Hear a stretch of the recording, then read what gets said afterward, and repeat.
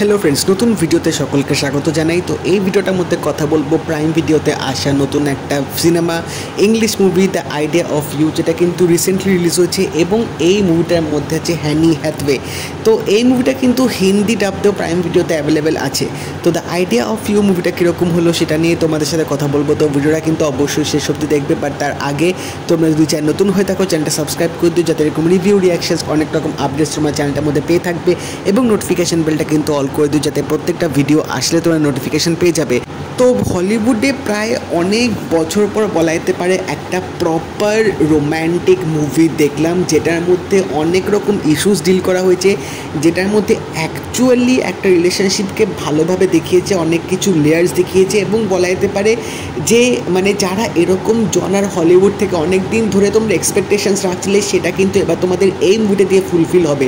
আমরা জানি যে অ্যানি হ্যাথওয়ে এর আগে কিন্তু অনেক রোম্যান্টিক কমেডি টাইপের এরকম মুভি করেছে, যেগুলোতে তার কিন্তু পারফরমেন্সগুলো বেশ ভালো ছিল এবং এই ফিল্মে যখন আমি দেখলাম যে তিনি থাকবে তখন কিন্তু একটা দেখার এক্সপেকটেশনস অবশ্যই ছিল এবং সেখান থেকে বলতে হবে সেটা কিন্তু যথারীতি ফুলফিল হয়েছে।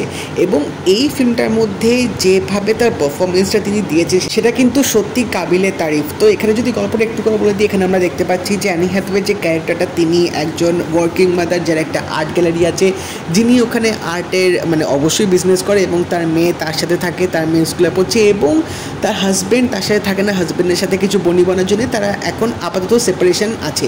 তো এই গল্পটার মধ্যে আমরা দেখতে পাবো যে তার মেয়ে একটা বয়ব্যান্ডের চূড়ান্ত লেভেলের ভক্ত এবং সেই বয়ব্যান্ডে যখন মিট অ্যান্ড গ্রিট হবে তো সেখানে মা আর মেয়ে তারা একসাথে যাবে সেখানে পার্টিসিপেট করার জন্য এবং ওখানে গিয়েই একটা মানে অপ্রীতিকর ঘটনায় অ্যানি হ্যাথওয়ের যে ক্যারেক্টারটা, সেই ক্যারেক্টারটার সাথে ওই বয়ব্যান্ডের যে একজন লিড সিঙ্গার তার সাথে দেখা সাক্ষাৎ হয়ে যাবে। তো দেখা সাক্ষাৎ হওয়ার পর সেখান থেকে আস্তে আস্তে কথা বলা শুরু হবে এবং ওখান থেকে একটা বন্ডিং তৈরি হবে, যেখান থেকে তারা একটা রিলেশনশিপে যাবে।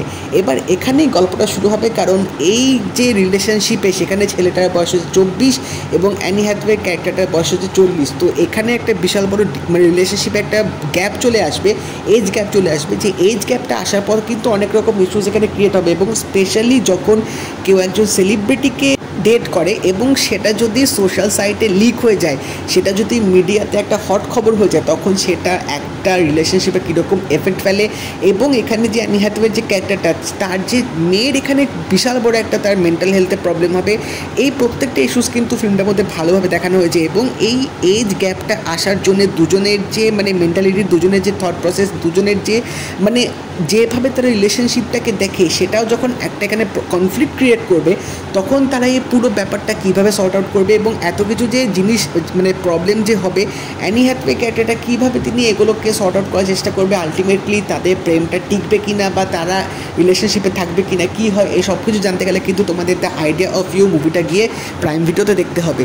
তো গল্পটা কিন্তু এখানে বেশ ভালোভাবে দেখানো হয়েছে, স্পেশালি রিলেশনশিপের যে লেয়ার্সগুলো, যে প্রবলেমগুলো হয়, এজ ডিফারেন্স হলে সেখানে কি কি এফেক্ট পড়তে পারে। মানে একজনের এখানে অ্যানি হ্যাথওয়ে যে ক্যারেক্টারটা, তিনি একটা পাস্ট রিলেশনশিপ থেকে রীতিমতো অনেক কিছু শিখে এসছে, মানে তিনি ট্রাস্ট করতে পারেন না, অনেক রকম প্রবলেমস হয়, তিনি চিট হয়েছেন। তো এইসব ইস্যুসগুলো কিন্তু তার ব্যাক অফ দ্য মাইন্ড চলছে এবং তার জন্য কিন্তু তার যে কারেন্ট রিলেশনশিপে তিনি যে আছেন সেখানে তিনি কিন্তু ফার্স্টে ট্রাস্ট করতে পারছেন না, সেখানে কিন্তু একটা প্রবলেম হচ্ছে। তো এইসব মানে পাস্টের জিনিসগুলো কিন্তু প্রেজেন্টে অনেক রকম হন্ট করে, সেটাও কিন্তু ফিল্মটার মধ্যে দেখিয়েছে। এবং তাছাড়াও এই যে এজ গ্যাপ হওয়ার জন্যে দুজনের যে ওয়ে অফ মানে যেভাবে তার রিলেশনশিপটাকে দেখে সেটাও কিন্তু আলাদা এবং যার জন্য কিন্তু এখানে ছেলেটাও তার পাশ থেকে কিন্তু অনেক কিছু হাইড করবে, যেটা কিন্তু তিনি অ্যানি হ্যাথওয়েকে বলবেন এবং সেখান থেকেই যখন অ্যানি হ্যাথওয়ে জানতে পারবে অনেক, তো তার ওই পাস্টের ট্রমাটা কিন্তু আবার চলে আসবে, যে জন্য তাদের রিলেশনশিপে কিন্তু প্রবলেম হবে। তো এই রিলেশনশিপের লেয়ার্সগুলো কিন্তু ফিল্মটার মধ্যে বেশ ভালোভাবে দেখিয়েছে, প্রত্যেকজনের অভিনয় কিন্তু দারুণ ছিল, স্পেশালি এখানে নিকোলাসের পারফরমেন্সটা কিন্তু দারুণ লেগেছে। তার এখানে আমি ফার্স্ট টাইম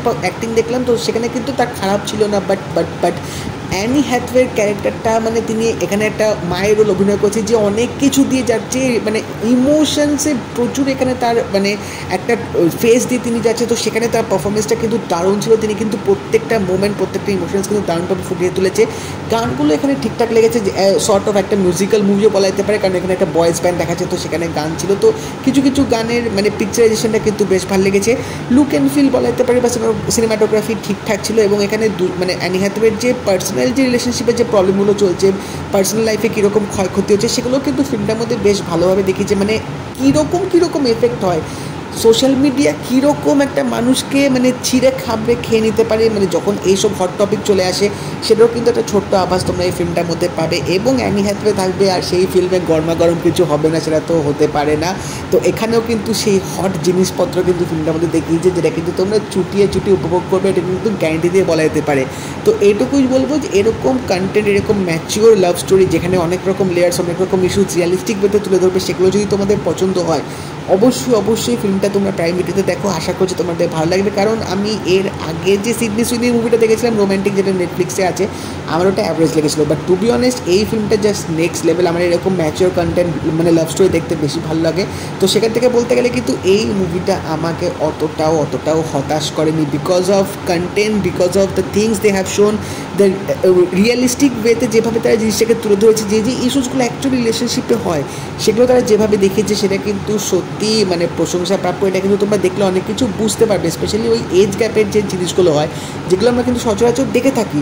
তো সেটা কিন্তু ডিরেক্টর বেশ ভালোভাবে কিন্তু ফিল্মটার মধ্যে ডিল করেছে। তো এখানে মানে ফার্স্টে 15-20 মিনিট তোমরা যদি দেখো তখন তোমাদের হয়তো বিশেষ এরকম কিছু না মনে হতে পারে, বাট এটুকু বলবো 20 মিনিট যদি তোমরা কাটিয়ে দিতে পারো, তারপর কিন্তু ফিল্মের যে মানে টার্নটা আসবে, যে গল্পটা শুরু হবে, সেটা কিন্তু তোমরা রীতিমতো এনজয় করবে। তো ফিল্মটা কিন্তু আমার বেশ লেগেছে, আমি 5-এর মধ্যে 3.5 মুভিটাকে দেবো, আমার কিন্তু অতটাও খারাপ লাগেনি। তো তোমরা যদি দ্য আইডিয়া অফ ইউ মুভিটা দেখে থাকো প্রাইম ভিডিওতে, আমাকে জানিও তোমাদের কেমন লাগলো, এবং যদি এই ভিডিওটা ভালো লেগে থাকে লাইক করে দিও, শেয়ার করে দিও, চ্যানেলটা কিন্তু অবশ্যই সাবস্ক্রাইব করে দেবে, নোটিফিকেশন বেলটাও কিন্তু অল করে দিও। তাহলে দেখা হবে পরের ভিডিওতে, টেক কেয়ার।